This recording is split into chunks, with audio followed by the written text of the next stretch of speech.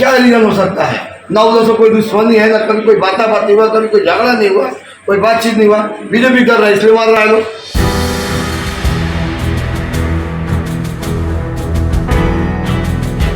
লোকসভা ভোটের মুখে ফের কেন অশান্ত হয়ে উঠছে ভাটপাড়া? সেখানে রাতের অন্ধকারে বিজেপি নেতার উপর হামলার ঘটনায় এই প্রশ্নই সামনে আসছে। ভাটপাড়া থানার কলাবাগান লাইনের একটি ক্লাবের সামনে আক্রান্ত হন অর্জুন সিং ঘনিষ্ঠ বিনয় মণ্ডল। তার অভিযোগ, বিজেপি করার জন্যই তৃণমূল আশ্রিত দুষ্কৃতীরা পিস্তলের বাট দিয়ে তার মাথায় আঘাত করেছে। জগদ্দল জুট মিলের ওই শ্রমিক নেতাকে প্রথমে ভাটপাড়া স্টেট জেনারেল হাসপাতালে ভর্তি করা হয়, তারপর স্থানান্তরিত করা হয় একটি বেসরকারি হাসপাতালে।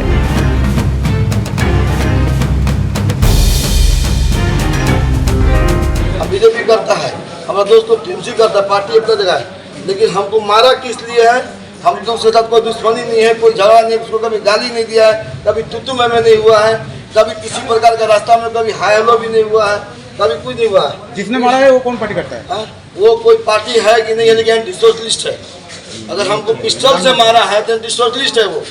पिस्तौल से मारा है आपको? पिस्टल के बाट से मारा है, फायर फुट से मारता, 7 को 8 को टाका हमको नहीं पड़ता, टाका नहीं पड़ता।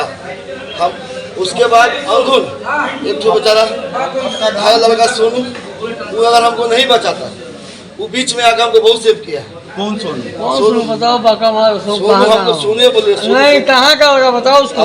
13 नंबर वार्ड में रहता सोनू। बोलो सोनू एंटी सोशल लड़का है, मेरे को बचा ऐसा बोलो। एंटी सोशल लड़का है तुम्हारा।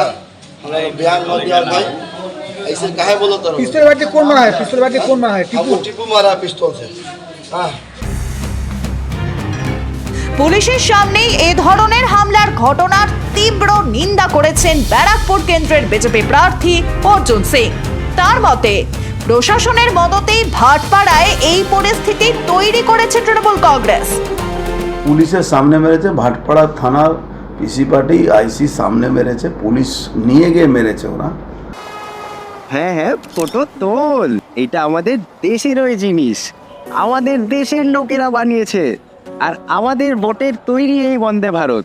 কেউ ভেবেছিল আমাদের ট্রেনে রিভলভিং সিট, ভিস্টাডোম কোচ থাকবে, এয়ারপোর্টের মতো escalator, lounge, food court rail স্টেশনে থাকবে, প্রতি শহরে মেট্রো, আর এবার তো বুলেট ট্রেনও চলবে। আর জানিস তবু মোদিজি কি বলেন? এইটা তো সবে ট্রেলার। লাইফ ইজি করে দিয়েছেন মোদিজি, আর এবার আমরা ওনার জয় ইজি করব। ওয়ার্ল্ড ক্লাস ফেসিলিটি দেওয়ার গ্যারেন্টি মোদিজির, আর মোদিজিকে ভোট দেওয়ার গ্যারেন্টি আমাদের।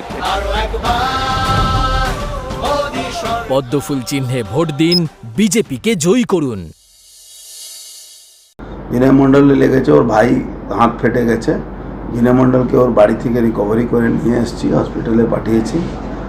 পুরোপুরি পুলিশ নেকেডলি ক্রিমিনালদেরকে প্রোটেকশন দিচ্ছে। টিপুয়া আর সোনুয়া বলে কোনো ক্রিমিনাল আছে, ওরাই ওকে মেরেছে। 30-40 জন ছিল।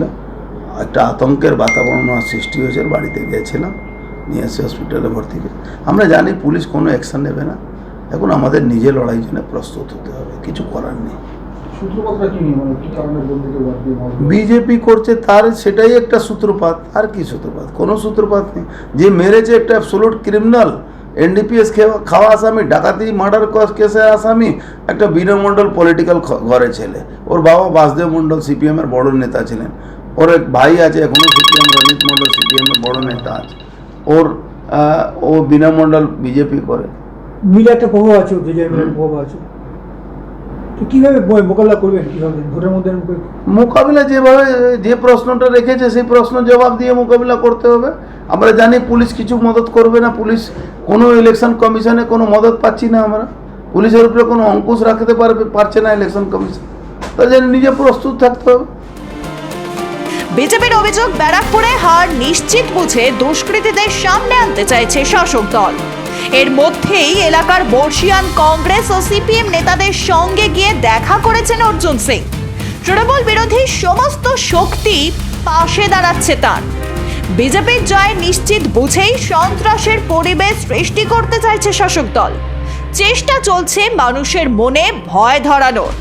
তাই রাতের অন্ধকারে হামলা চালাচ্ছে তৃণমূল আশ্রিত দুষ্কৃতীরা। ভোটের মুখে অশান্ত করে তুলতে চাইছে ভাটপাড়াকে। ব্যুরো রিপোর্ট, মাধ্যম।